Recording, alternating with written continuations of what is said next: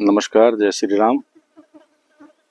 बहुत से लोग प्रश्न करते हैं कि पंडित जी हमें कैसे पता चले कि हमारे ऊपर किसी ने तंत्र साधना का प्रयोग करा है। सर्वप्रथम तो आपको बताऊं,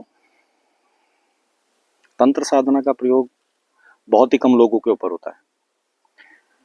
उदाहरण के तौर पे यदि आपके पास 100 आदमी आते हैं तो मुश्किल से उसमें से 2 4 5 लोगों के ऊपर ही इस प्रकार की किसी ने विद्या का इस्तेमाल करा होता है, और बाकी के जो लोग हैं वो वैसे ही अपने ग्रहों की स्थिति से कह लो, अपने पितृ बाधाओं से कह लो, अपने कुल देवी देवताओं के बाधाओं से कह लो, या अन्य अपना जो भी उनका रह सकता है, उनसे परेशान होते हैं।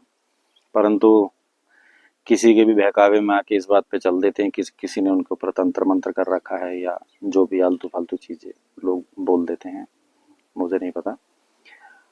तो बहुत कम ऐसी स्थिति होती है कि किसी के ऊपर इस प्रकार की विद्या का इस्तेमाल करा जाए।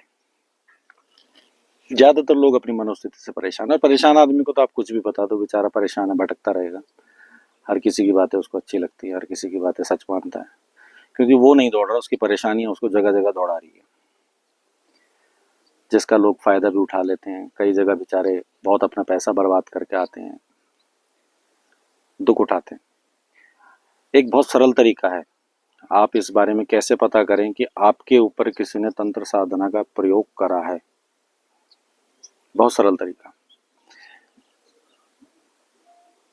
3 हल्दी की गांठ लीजिए, उसको लाल या पीले कपड़े में बांध दीजिए और उसके ऊपर गंगा जल का छिड़काव करिए, और अपने पूरे घर में घुमा के अपने घर के अंदर किसी भी एक ऐसे स्थान में रख दीजिए जहाँ पे छोटे बच्चों का या किसी का आसानी से हाथ ना पहुंचे। वहां पर उसको 7 दिन तक रखिए।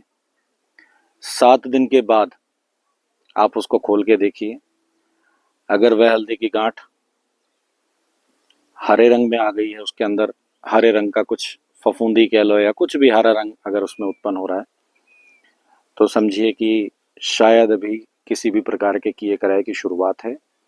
यदि उसके अंदर लाल रंग आ जाता है तो शायद किसी ने तंत्र मंत्र कर दिया है, हो चुका है, आप शिकार हो चुके हैं उसके।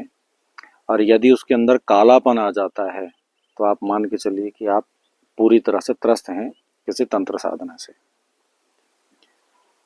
अब उसके निवारण के लिए आपको जो भी उपाय है, जो भी आपके संपर्क में हो कोई अच्छे करने वाले, उनसे जरूर संपर्क कीजिएगा। जय श्री